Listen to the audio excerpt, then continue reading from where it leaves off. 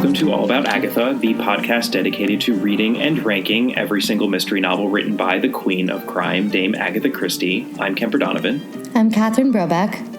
And we have a very special episode today. We mentioned that very special. that we mentioned we would be talking about the real-life disappearance of Agatha Christie. So in this episode, we are actually not reviewing a short story. We are not taking a look at a novel. Next week, we will be looking at the mystery of the Blue Train. But for this week, we are in real life because the only unsolved Agatha Christie mystery is the one that involved the woman herself. I'd actually like to begin talking about this with a memory of mine. When I was around 10 is when I started really getting into Agatha Christie. And I just remember once I was sitting around my house reading, I don't remember which novel, but it was probably a Miss Marple, since Miss Marple was definitely my favorite. And my grandmother, who was born in 1919, so was still a child in the 20s, but certainly had recollection of things that were happening in the 20s. She saw that I was reading an Agatha Christie novel, and she said, "Oh, that's that woman who went missing, and she did it for the publicity, just to sell her books." And that's the first time that I heard about this whole issue of Agatha Christie having actually disappeared. And I don't really know if off of that I then looked into it, but it's this kind of question mark that hangs over Agatha Christie, and that most dedicated readers or fanatics of Agatha Christie find out about or grapple with at some point, which is why we wanted to devote an episode to it, because it's very strange that this writer of mysteries actually had a mysterious episode herself, and that we really still to this day don't know exactly why or exactly what happened, although we can, I think, get pretty close at an educated guess.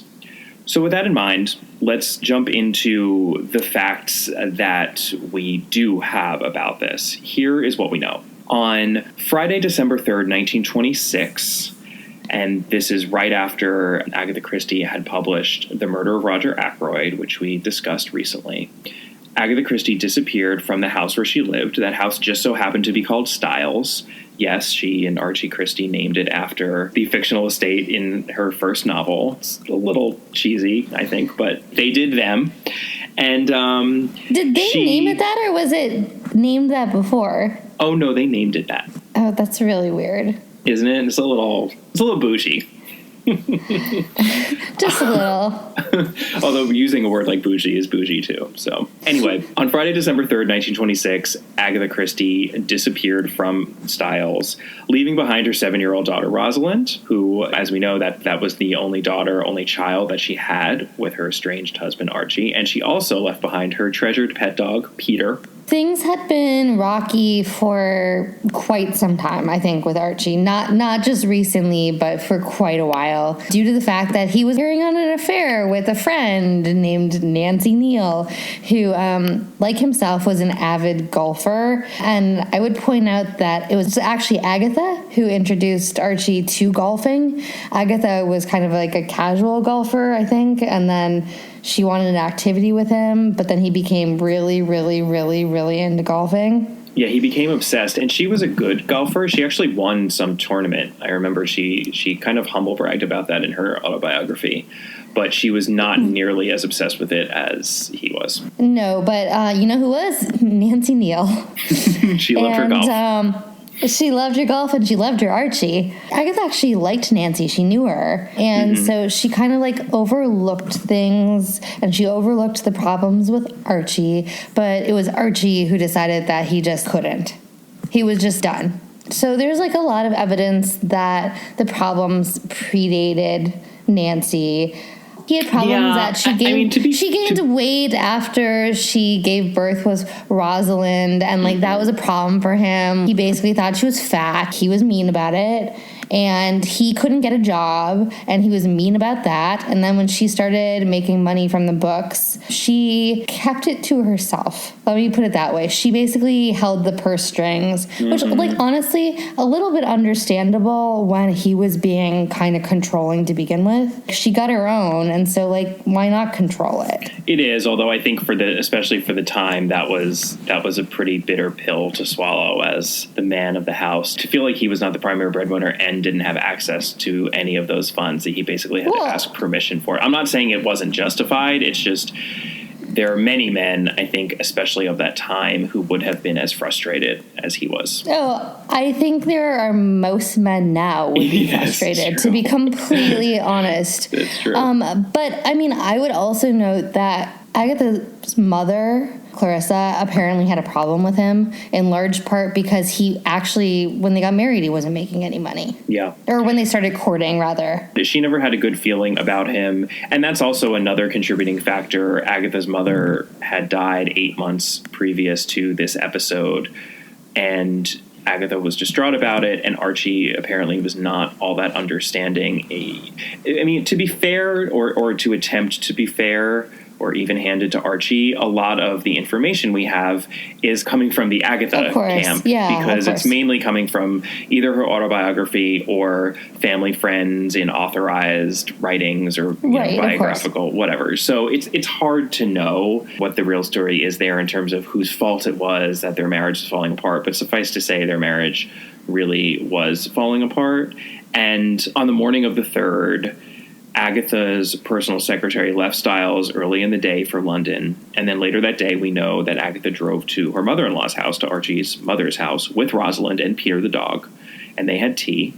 Then they drove home. Agatha put Rosalind to bed, and then she left a letter saying she was going out for a drive, and left the house around 9:45 p.m. dressed in a warm knitted outfit, a fur coat, a velour hat, and low-heeled shoes with buckles, which were quote-unquote sensible walking shoes. And she would not be seen again for 11 days, at least not as Agatha Christie. On the morning of Saturday, December 4th, her car, which was that Morris Cowley she so proudly bought for herself with her man in the brown suit money, that was when she first felt like she was a successful author. The Morris Cowley was discovered abandoned in a neighboring county about an hour away, I believe, from Styles, at the edge of a chalk pit with its headlights on. Agatha's fur coat was inside, as well as a dressing case containing various articles of clothing, and also her driver's license. So already it's just so weird. This sounds like the setup for one of her stories, but this is actually what happened to her. It does. And also, I just want to emphasize that Morris Cowley, she bought it. Archie had to, like, have permission to drive it. Hey, you know what? Archie didn't write The Man in the Brown Suit. You want a Morris Cowley? You create a character as delightful as Anne Benningfield, Archie. Exactly that. So Archie, guess what? He wasn't there because guess where he was? He was spending the weekend with some family friends, including, Nancy Neal. Oh, Nancy Neal. Unfortunately, the police show on up there and drag him back to Styles to figure out what on earth is going on because now his wife's missing. And, of course, who is suspect number one in any of these cases? The husband. Never trust the husband. And really the case here, because don't trust him. No, I mean, it got very awkward because the more information that came out about the state of their marriage, Archie was not forthcoming with that information, mainly because he was embarrassed. So he was hiding information. The information was coming out during these 11 days when Agatha was missing. It really was a legitimate theory that he had killed her, or that he at least knew more than he did. So the obvious parallel here, and we've mentioned this book before, is Gone Girl, the plot that this woman's going to disappear to mess with her husband's life. And perhaps Agatha was doing the same thing. We'll get to that later. Had she shown up before I think the weekend was over, maybe it would have been less of a big deal. But the second she didn't, it all of a sudden became this increasingly big source of speculation because people began to realize that the car belonged to Mrs. Christie, famous mystery novelist. And somewhat famous. We'll get to that. But she was a known author, but she had not achieved a level of fame that she would go on to achieve. But yeah, once it got into Monday, she went missing on a Friday. By Monday, the newspapers started really hitting it hard day after day. And people just love speculating. Did she kill herself? Did she fall into the chalk pit? Did she wander away from the car and expose herself to the elements? Where the car was found was actually not very far from where Archie had been spending his weekend getaway with Nancy Neal. So did she go and confront them? And then maybe Archie lured her away to this remote spot where he murdered her. There were just all sorts of speculations going on. People did from the beginning also wonder if it was a hoax that was meant to embarrass an unfaithful husband or perhaps even to sell books. A lot of her books were being serialized or began to be serialized during this disappearance, which made people very suspicious. So there were really just endless possibilities. One of my favorite in terms of the supernatural hijinks that were going on, it actually involves Arthur Conan Doyle, of course, famed author of the Sherlock Holmes series. And we should cite our sources because we're relying heavily on one book in particular, which is Jared Cade's Agatha Christie and the 11 Missing Days, which gives an extremely thorough recounting of the times leading up to the disappearance itself, and then the years after. But Cade mentions that Arthur Conan Doyle actually obtained a glove of Agatha's and then gave it to a medium whose name was Horace Leaf. Pretty fantastic name.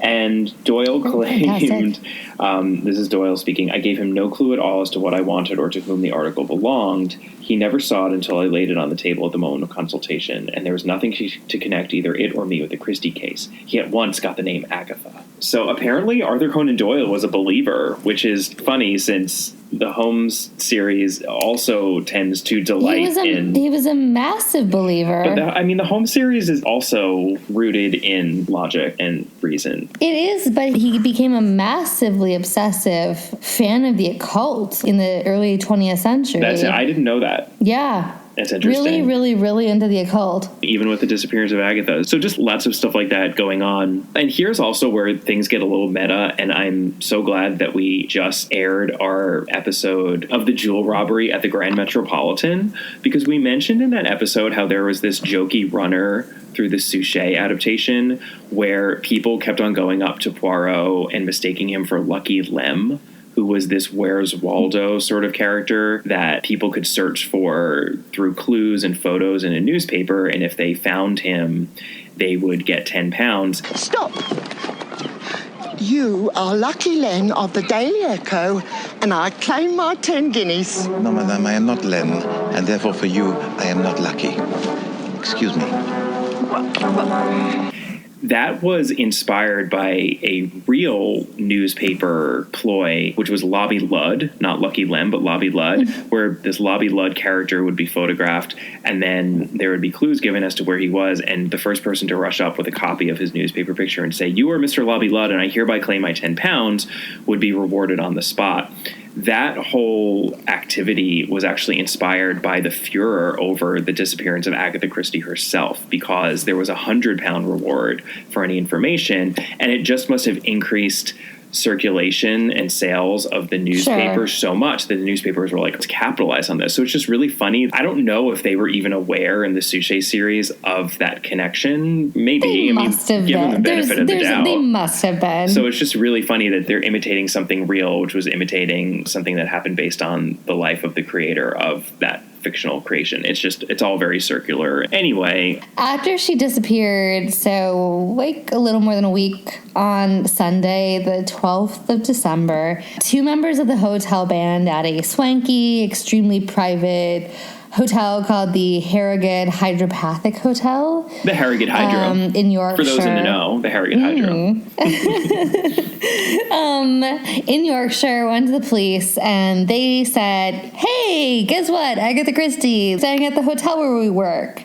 And then the police were like, oh, perhaps we should interview some people at the Harrogate Hydro. And they did. And it was her. It was Mrs. Christie. It was her. So here's then what we know from those who were at the Harrogate Hydro during this period when Agatha Christie had disappeared. We know that Agatha checked into the Harrogate Hydro on Saturday, December 4th under the name Mrs. Teresa Neal.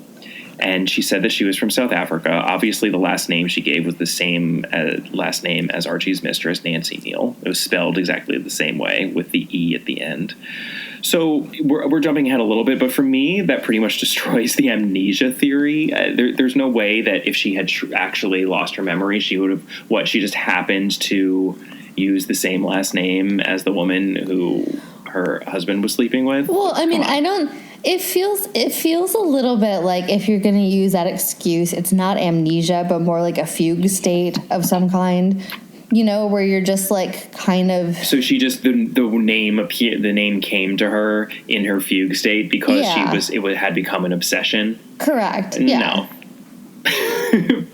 But no, you're right. That's at least. I guess it's at least possible. It's not plausible. I don't think it's plausible, but I guess it's possible. I'm playing devil's advocate because I actually don't think it makes any sense at all, but playing devil's advocate here. Think about when you're dreaming, how like weird things will come up. If you remember your dream when you wake up, sometimes you'll be like, oh my God, why on earth was that person in my dream? Mm-hmm. I kind of feel like if you were like, not that even fugue states probably exist, but like if you were in some version of that, I can kind of see like that's the thing. Every single element that you were dwelling on. I feel like a fugue state is something that people have made up when they're lying about something. I mean, I don't think a fugue state actually exists. There's a great use of a fugue state in Breaking Bad. Remember, Walter White famously tells his wife that he entered a fugue state when he's trying to cover up, and she's like, a fugue state? No. Honey, we have been over this. Asked and answered, right? There. But then it got me thinking again about all the strange behavior, not the least of which was the disappearance. Out of my mind with worry, calling hospitals, checking the morgue. Your fugue state? I had to believe that, didn't I? I had to find a way. I mean, who would lie about such a thing? I mean... Anyway, let's move on. The other mystery, though, is that she drove away from her house on Friday, December 3rd. She didn't check into the hotel until Saturday, December 4th. So where did she stay on that Friday night? We will get back to that. But according to those who saw this Mrs. Teresa Neal in the hotel, fellow guests, clerks, maids, etc., she was totally normal and pleasant for the week and a half that she was there. And someone even told her at one point that she looked a lot like that missing author, Agatha Christie, and she basically laughed it off. Right, and she also frequented the Winter Garden Ballroom, where the Harry Cod Dance Band played various numbers for guests. And in fact, the first night she danced, despite not wearing an evening dress, because you know what? She was wearing that knit outfit that she had on when she left Styles. Mm-hmm. But yeah, she basically rocked out to the Charleston. The band were playing Yes, We Have No Bananas, which just strikes me as kind of funny. He tells you, yes, of course, we have no bananas. We have no bananas today. So once all was confirmed, Archie hightailed it up to the hotel in Yorkshire. He saw her in the lobby when she came down and signaled to the police his confirmation that, yep, that was his missing wife. And then they must have had the most awkward dinner in the history of awkward dinners between husbands and wives at the hotel. My God. I don't really know what they talked about there. Depends on what you believe in terms of why and how she actually disappeared, but we'll get to that. And after that, the official story from Agatha herself and all of her family and friends is that she simply lost her memory. Call it amnesia, call it a fugue state, whatever you want, that it was due to the stress and strain brought on by her work and her mother's death that she just entered this heightened reality, apparently, and somehow managed to get all the way up to this fancy hotel and take this name that happened to be the same name as Nancy Neal's or similar, et cetera, then she was found. Few people were convinced by this, but that was the official story. No, and she never really spoke on it. It was Archie's statement, right? Yeah, I mean, we're never going to know exactly what happened. This obviously was a really bizarre series of events. Catherine just played devil's advocate about the possibility of loss of memory, but given the way that this all played out, I think that possibility is infinitesimal. So this has to be a voluntary disappearance, and then the question just becomes, why? Why did she do this? Was she doing it to spite Archie? Was she doing it to boost book sales? Was there another reason? And how exactly did she pull it off as well? It seems very clear by any account that this was not a publicity stunt.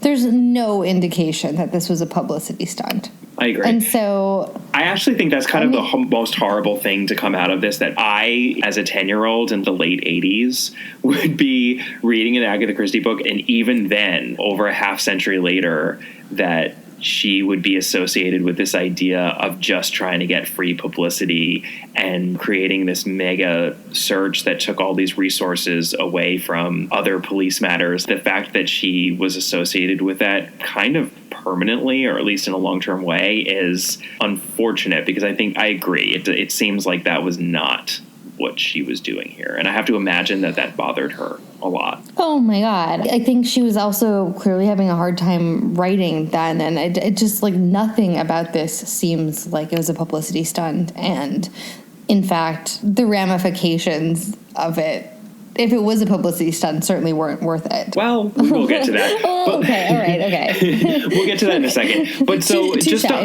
on the what really happened front, there is a theory that is put forth in Jared Cade's book, which I found persuasive just in that he seemed to have access to a branch of Agatha Christie's family where he was getting this direct evidence. And that branch of the family is her brother-in-law. We've mentioned before her older sister, Madge, who was married to a man named Jimmy Watts. He's one of the people who is credited with giving her the idea for the murder of Roger Ackroyd. One of the two, that right. And Lord Mountbatten. And Jimmy had a sister named Nan, and she was very close with the Watts family in general. Their estate was Abney Hall, which we've also mentioned because that's where she used to go for Christmas every year. That was clearly the setting for the Adventure of the Christmas Pudding. Secret of Chimneys. And also the Secret of Chimneys. There was actually a room. We didn't even talk about that. Somehow in our expansive Secret of Chimneys discussion, there was a room in Abney Hall called the Council Chamber, and that's where most of the action happens in The Secret of Chimneys. So clearly she was modeling chimneys on Abney Hall. So just very, very close with Nan Watts. And Jared Cade spoke directly with Nan's daughter Judith and Judith's husband Graham, who essentially told her that Agatha, on that Friday where she has that missing night, where did she go? She spent the night with Nan. And Nan's husband wasn't there at the time, so the two of them were alone. And they essentially plotted this disappearance together. Or at least, I don't know if they plotted it together, but Agatha ran the whole thing by her. And the next day made her way up to Yorkshire.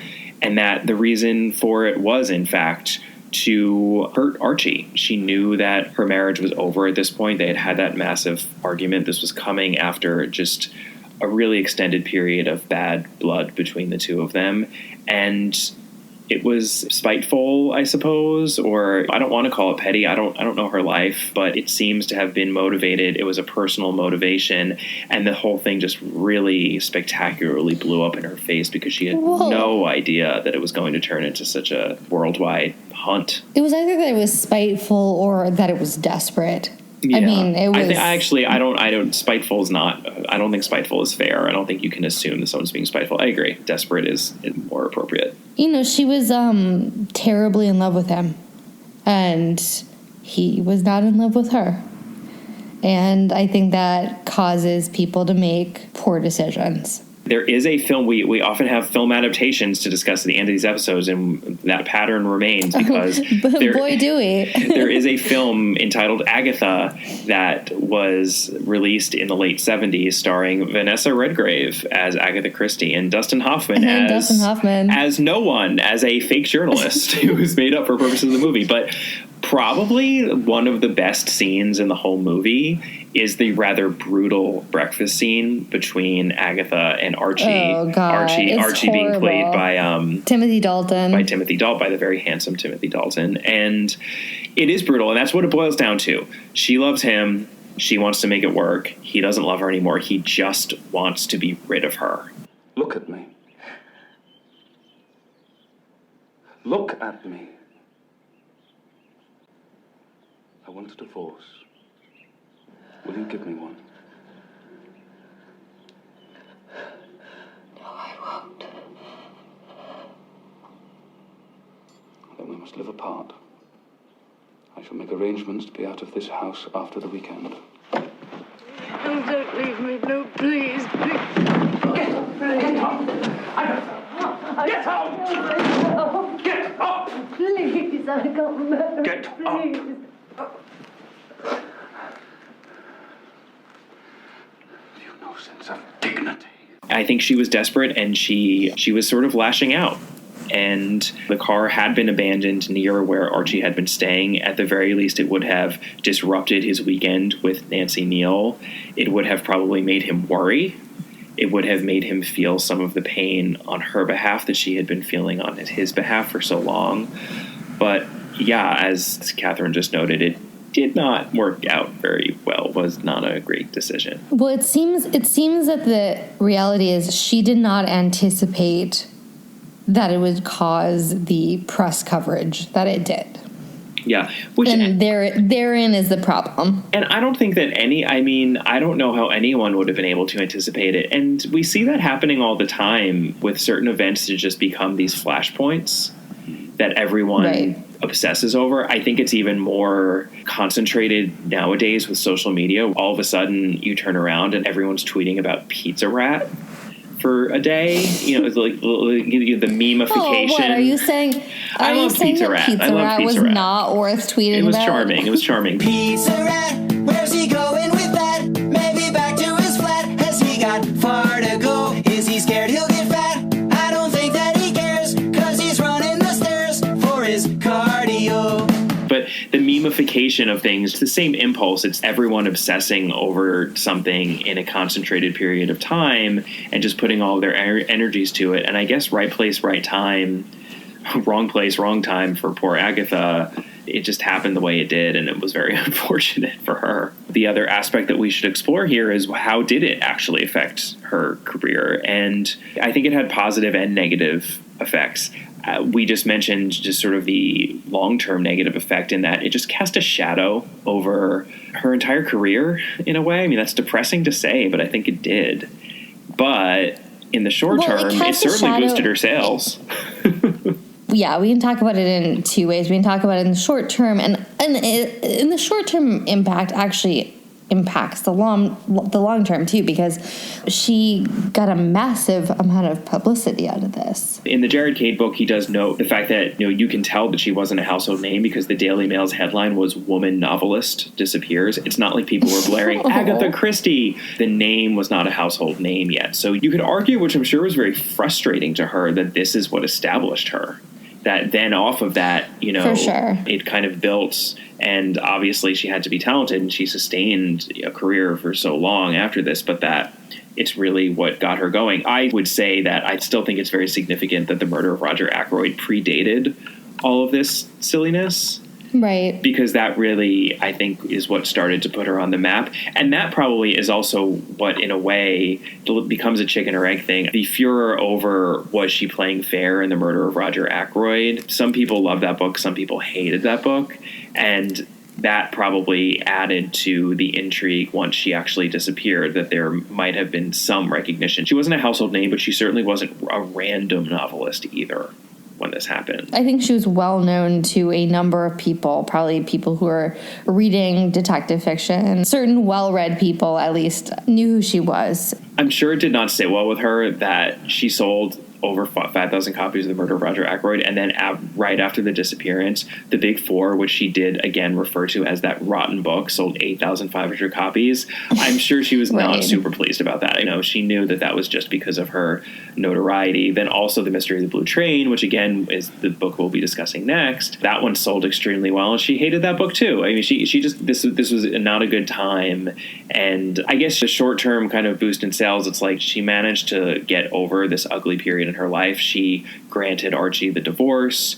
She went on a vacation to the Canary Islands with Rosalind. She tried to patch up her relationship, presumably with her daughter as well. I mean, her daughter was only 7 at this point. You know, interestingly, and again, I'm going to refer to the movie here, but in that fictional depiction of the story, and then there is also a Hollywood film in development currently that is also taking its stab at what happened during the disappearance. And in both those fictional tellings, I think it's interesting that Rosalind doesn't exist. They get rid of Rosalind. And I think they do that for two reasons. One, it makes her desperation a lot more interesting in that she wants to stay with Archie because she's just desperately in love with him, and perhaps it's romantic in a little bit of a Heathcliff Kathy sort of a way. I think Heathcliff and Kathy are even directly referenced in the Vanessa Redgrave movie. In the 1979 movie. Yeah, they are. It's a little bit more mundane, perhaps, that she really wanted to keep the family together, that she hated the idea that Rosalind wasn't going to have both parents in the same house. Then also, it's honestly pretty messed up that she disappeared for 11 days on her 7-year-old daughter. I suppose you could say that. At the same time, you could also note that Agatha and Archie decided to go around the world and just dump their daughter with Madge, right? Yeah, when she was 3 years old. Yeah. Yeah, when she was 3 years old. And on top of that, I mean, the fact that Archie was just cheating. Absolutely. And, didn't care. Yeah, it's really messed up to, disappear and, leave your kid, with the nanny for 11 days. Right. But at the same time, it's not like you could really give massive points to Archie on this. No, absolutely. They're both in the wrong. She looks worse because mothers always look worse. The mother abandoning the kid is always going to look worse than the father abandoning the kid. That's true. It's more loaded. It's more culturally loaded. That's for sure. Yeah. So the one other thing that I think is really interesting in terms of analyzing how this affected her career is to talk about something we've touched on a little bit before, which is that there is, you could argue, a dividing line between early Christie and later Christie in terms of the tone of a lot of her books. Mm-hmm. And we've talked a lot about how she was writing these Poirot short stories in the Sketch magazine. And again, we haven't gone over all of them, but she wrote about 50 of them in this period before the disappearance in the mid-20s. And she also was writing those breezy thrillers, The Man in the Brown Suit, The Secret of Chimneys, The Secret Adversary even. And to me, the archetype of this period in her writing is that pert, peppy young woman, the Tuppence in Secret Adversary, or Anne Bedingfeld in The Man in the Brown Suit, or even Virginia Revel. Dare I bring up Virginia Revel in The Secret of Chimneys? No, please don't. Agatha herself clearly identified with these people. I think you could argue convincingly that was to a certain extent how she saw herself. And then after the disappearance, there is definitely a shift. The Poirot novels themselves turn a little bit darker, which is a reason why the Suchet series, which adapted a lot of those short stories in the earlier seasons and then started doing the novels, it's one of the reasons I think why that series went more somber. And then really interestingly, because we're about to get to her, this is when Miss Marple came about. And I never thought about it this way, but Miss Marple is pretty much the exact opposite in every way that one could be opposite of those pert and perky young women. She's old, she's jaded, she's cynical, she suffers no fools, And she kind of seems like Agatha on the other side of this, just having a lot more life experience and not being as romantic, bright-eyed and not being as romantic and just not being as bright-eyed and idealistic about the world as she used to be. It's a little sad, but it's actually kind of awesome because it also gave us Miss Marple. So I think the idea of being a romantic is really the thing that disappears, you know? I mean, Anne Bedingfield is such a romantic. She runs off and goes and lives, like, by Victoria Falls, like, in a shack with a guy. Like, she just believes kind of in, like, all of this potential for her future. And, like, all of these things that may be, and she has all this faith in this, like, man. And, like, I think that you can kind of say the same about Tommy and Tuppence. And obviously, we've only had one Tommy and Tuppence book, and they're going to come up again. It's not like they have gone off the radar, you know? No, but I think you could argue that their relationship even changes. I mean, they are an established married couple the next time that we see them. And the way that she portrays them in Secret Adversary is very romantic. And also, I know I keep on going back to Virginia Revel just to torture you, Catherine, but Virginia Revel and Anthony Cade end up essentially as a king and queen. They do. They become the king and queen of an entire country. That, if that's not romantic, I don't know what is. And that just gets compare that to Miss Marple musing about how people in small villages are just as evil and awful as people in big cities, and never having the wool pulled over her eyes and sitting in her house and garden in St. Mary, in this little corner of St. Mary Mead. It's so different. And I never thought about it or noticed it, because I think that's also what comes of looking at these in order. But this experience, and is part of the larger experience of the dissolution of her marriage, like that's really what it is, I think clearly had an effect on her writing. Yeah, I mean, and I think that a lot of the impulses that we can point to of surprising brutality in some of the short stories in particular, we have not really seen that impulse so much in the novels that we've covered. It has come up in the short stories, probably just because they're short, but I think that we will continue to see that more so in the novels from this point forward.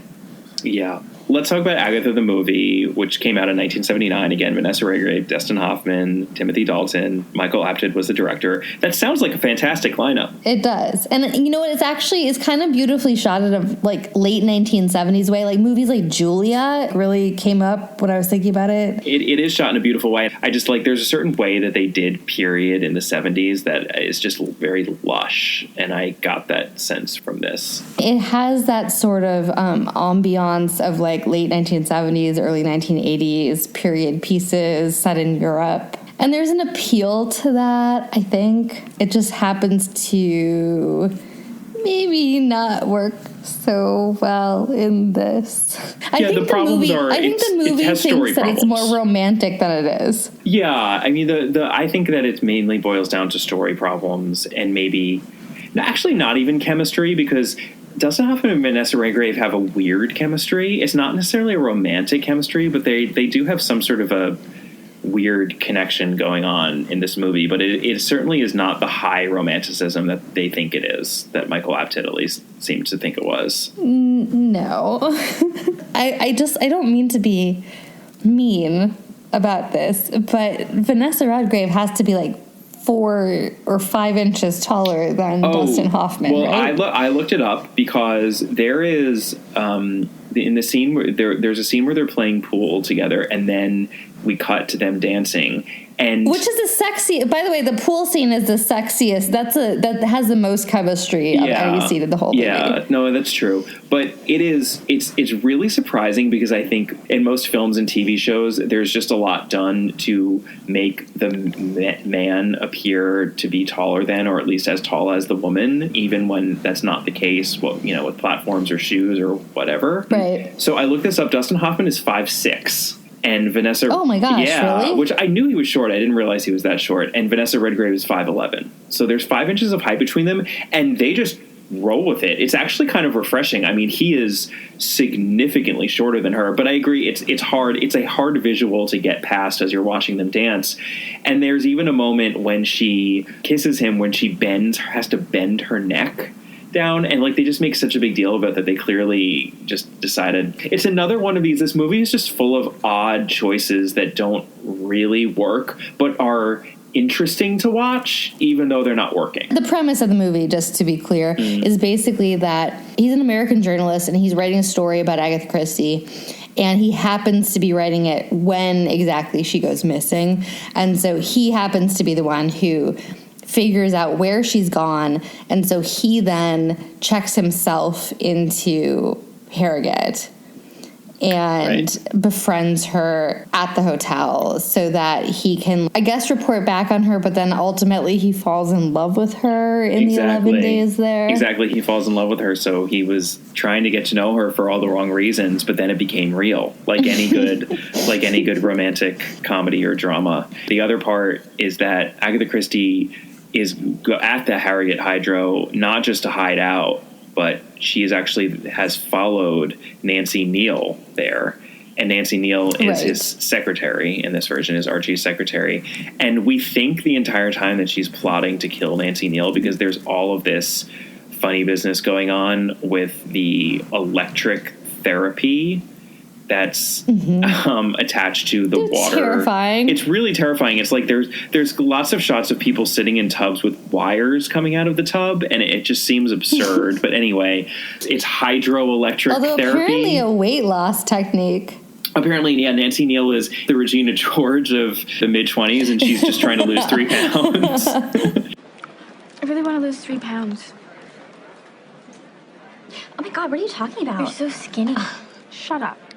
And Agatha's just giving her high protein bars. Agatha giving her calcine bars. So we think that she's plotting to kill Nancy Neal with this hydroelectric chamber of horrors, but it turns out that she's actually trying to kill herself, and she's inducing Nancy Neal in a devious way to be the one who technically pulls the switch, so that it's a kind of poetic justice that since she's already killed her interior life, she's going to kill her exterior life and then perhaps have to pay for it with her own life, or certainly her life would be destroyed, which would then destroy Archie. So it's this elaborate revenge plan, and she totally goes through with it, by the way. It's just that Dustin Hoffman, the American journalist, it was a little bit surprising. I know, I thought there would be this crisis of conscience moment and she wouldn't go through with it, but she completely goes through with it and is in the middle of getting electrocuted, and Vanessa Redgrave really sells that. She really does. And she like spasming out of a chair, electrocuted. And Dustin Hoffman runs in and flicks the switch sooner than it would have otherwise, and thereby saves her. But and it's like smoking, though, by the way.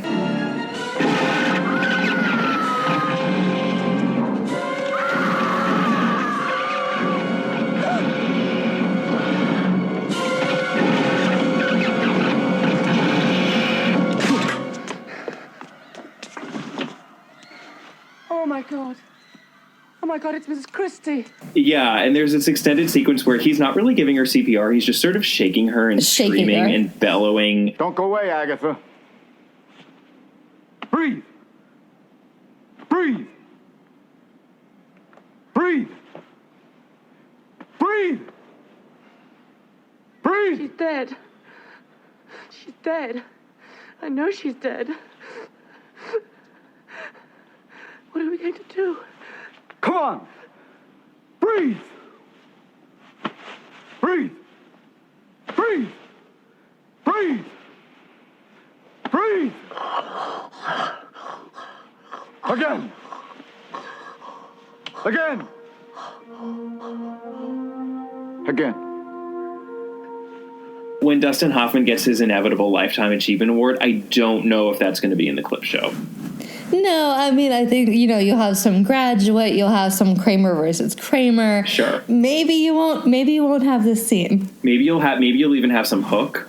So, he saves Agatha's life, and then Agatha realizes the error of her ways and that she has to grant Archie the divorce and move on. We've skipped over the swimming scene, which I just feel like is the most important scene in the movie. Oh my God. Yeah. Because you get Dustin Hoffman in a creepy bathing suit. In like an old-timey 20s bathing suit, which essentially looks like the first shot of him swimming over, it's from above, you see his back, and I thought it was a woman because it's one of those old-timey male bathing suits that it's a one piece, and it looks like a woman's bathing suit. She's like clinging to the side of the pool with like her swimming cap on. Yeah, with her bathing cap. Yeah, this was actually, and that was the point of the movie when I got really annoyed as well, and I was able to put my finger on what about Vanessa Redgrave's performance and just the angle they were taking on Agatha Christie, like why it annoyed me, because they really just play her as a victim. She's such a victim in this movie, and it's like, for sure, Agatha Christie was perhaps the first Westerner to surf standing up in Hawaii with Archie on her 1922 round the world trip. She grew up in Torquay. She was actually an excellent swimmer, and she was a very vivacious and vibrant person, and yet she also was a mess and devastated by it. It's like the solution of her marriage. You can do both. You can be a complicated person and have both. You don't have to be a quivering mess, and that's kind of how Vanessa Redgrave plays her. It's not even Vanessa Redgrave's fault. The movie writes her as a quivering mess who can't swim, and who Dustin Hoffman, he's like, I'll hold your chin up above water, and teaches her how to like float. It reminded me, not in a good way, of the scene in Dirty Dancing when Patrick Swayze teaches Jennifer Grey, a.k.a. Baby, how to do the lift in the water, because that scene works. Right,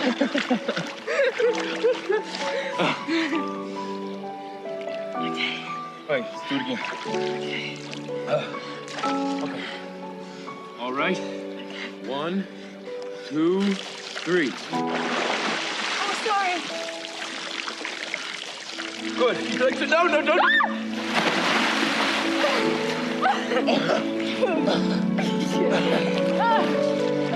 That is a very poppy as hell and actually romantic scene, whereas this is just, again, kind of weird, and I see what they were going for, but it doesn't really work, and it's odd. This movie is just, it's a bizarre movie. It really is. I mean, I just think the thing that is the worst bit about it is that you can be a complex person. And I think that's also one of the worst things about the Disappearance, because either she looks like she's manipulative, which she probably was being. Sure. Or she looks like she was this almost suicidal, amnesiac. Mess. Whatever. Yeah. Mess.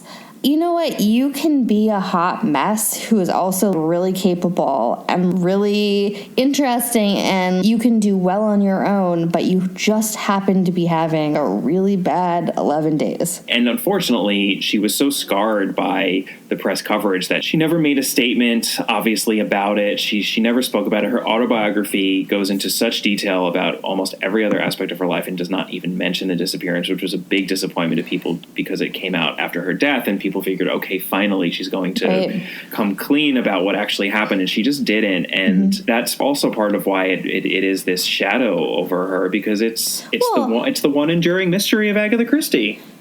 She's a bad reputation for shallow characters, right? Mm-hmm. And some of it is deserved. Sure. But I think a lot of that also has to do with the fact that we like to read authorial intent into books. Mm-hmm. And we like to do a lot of that through our knowledge of the authors. Mm-hmm. And what she did heavily after this was just shut it down. Yeah. Nobody had access to her life. You know, she didn't give interviews. She was not a very public figure. She was polite, I guess, but like very, very much on the surface. And so I think when we talk a lot about how her books operate on a superficial level, we're also talking about the notion that we can't imbue whatever quality we see in her into the books. It's like she wasn't providing a context that many other authors just naturally provided by virtue of being out in the world and at least doing occasional press and publicity. She just completely X'd it out. That's interesting. You can be Salinger and you can just disappear completely, and then people are going to read something into that too. But the fact that she always kind of existed, but nobody was allowed to know her. Yeah, it's like you can be a complete black hole like Salinger was and just be a total mystery. But it's like and it's what's so unsatisfying about this whole disappearance episode, because it's this weird thing that isn't ever going to be completely explained. No. It's just awkward. I feel bad about it because it's like, I don't, it is awkward, but it is understandable in some way. It's understandable, that impulse. This was the first phase of her life. She really loved him. This fell apart on her exactly at the moment when she was having all the success. And it's understandable, and it's bad luck. I think what it boils down to is bad luck.